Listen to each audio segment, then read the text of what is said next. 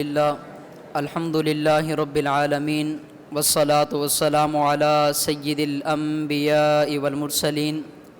وعلی آلہ واصحابہ واہل بیتہ اجمعین اما بعد فاعوذ باللہ من الشیطان الرجیم بسم اللہ الرحمن الرحیم ولمن خاف مقام ربہ جنتان صدق اللہ العظیم۔ ریاضت کے کچھ یہی دن ہیں، بڑھاپے میں کہاں ہمت، جو کرنا ہے اب کر لو ابھی نوری جواں تم ہو۔ سامعین محترم، عظیم کریم غفور الرحیم رب ذوالجلال نے اپنی کتاب کے اندر ارشاد فرمایا وَلِمَنْ خَافَ مَقَامَ رَبِّهِ جَنَّتَان، یعنی جو اپنے رب کے حضور کھڑے ہونے سے ڈرے اس کے لیے دو جنتیں ہیں۔ سامعین محترم، وہ شخص جو اس دنیا کے اندر رہتے ہوئے باری تعالیٰ کی بارگاہ میں آخر کے دن کا اپنے اعمال کا حساب دینے سے ڈرے، اس کے لیے دو جنتیں ہیں،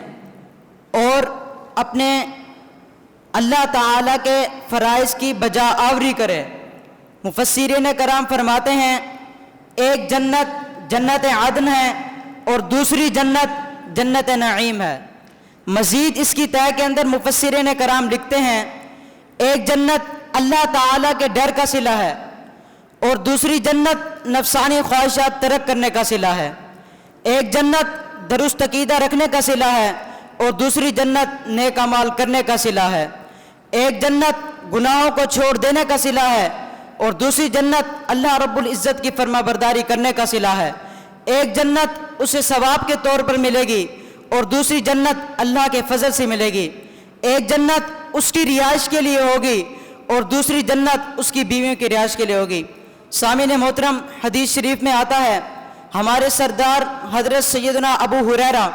رضی اللہ تعالیٰ عنہ سے روایت ہے، آپ فرماتے ہیں حضور علیہ الصلوۃ نے ارشاد فرمایا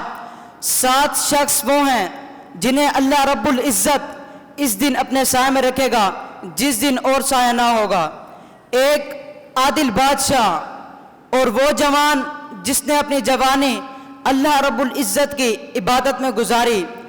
اور وہ 2 شخص جو اللہ رب العزت کی محبت میں ملے اور اسی کی محبت میں جدا ہوئے، اور وہ شخص جس نے تنہائی میں اللہ رب العزت کی یاد میں اپنی آنکھیں بہیں، اور وہ شخص جسے خاندانی حسین عورت بلائے اپنی طرف اور وہ اسے جواب دے کہ میں اللہ رب العزت سے ڈرتا ہوں، اور وہ شخص جن کا دل مساجد کی طرف لگا رہے اور حتیٰ کہ وہ مساجد کی طرف لوٹ آئیں۔ سامعین محترم، حضرت عبداللہ بن عمر رضی اللہ تعالیٰ عنہ سے روایت ہے، آپ فرماتے ہیں رسول اللہ صلی اللہ علیہ وآلہ وسلم نے فرمایا اللہ تعالیٰ ایسے شخص سے محبت فرماتا ہے جس نے اپنی جوانی کو اطاعت خداوندی کے لیے وقف کر دیا ہو۔ سامعین محترم، اس پر حکیم الامت مفتی احمد یار خان نعیم رحمت اللہ علیہ کیا خوب فرماتے ہیں، کر جوانی میں عبادت کاہلی اچھی نہیں، جب بڑھاپا آ گیا کچھ بات بن پڑتی نہیں، بڑھاپا بھی ہے غنیمت جب جوانی ہو چکی، یہ بڑھاپا بھی نہیں رہے گا موت جس دم آ گئی۔ سامعین محترم، ابو حامد حمد محمد امام غزالی رحمت اللہ تعالی تحریر فرماتے ہیں حضرت عبداللہ بن عمار رحمت اللہ علیہ نے ایک نوجوان کو نصیحت کرتے ہوئے کہا اے نوجوان، تیری نوجوانی تجھے دھوکے میں نہ ڈالے۔ کتنے ہی نوجوان ایسے تھے جنہوں نے توبہ میں مؤخر اور امیدوں کو طویل کر دیا، موت کو بھلا کر یہ کہتے رہے کل توبہ کر لیں گے، پرسوں توبہ کر لیں گے، اسی غفلت میں پڑے رہے کہ مالک الموت آ گیا اور وہ غافل اندھیری قبر میں جا سویا۔ اسے نہ مال نے فائدہ دیا، نہ اولاد نے فائدہ دیا، نہ اس کے غلاموں نے فائدہ دیا، نہ ہی اس کے ماں باپ نے اس کو فائدہ دیا۔ ارشاد باری تعالیٰ ہے یوم لا ینفع مال ولا بنون، جس دن نہ مال کام آئے گا نہ اولاد، الا مگر من اتى اللہ بقلب سلیم، جو حاضر ہوا اللہ رب العزت کے حضور سلامت دل لے کر۔ سامعین محترم، نبی کریم رؤوف الرحیم صلی اللہ علیہ وآلہ وسلم کا فرمان عالی شان ہے ان اللہ تعالی یحب الشاب التائب، یعنی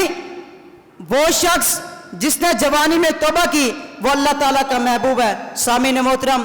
دعا ہے کہ اللہ پاک آپ کو اور مجھے اس پر عمل کرنے کی توفیق عطا فرمائے۔ خدایا رحم کن برمن پریشاں وارمی گردم، خطا کارم گناہ گارم بحال زار می گردم، وما توفیق الا باللہ۔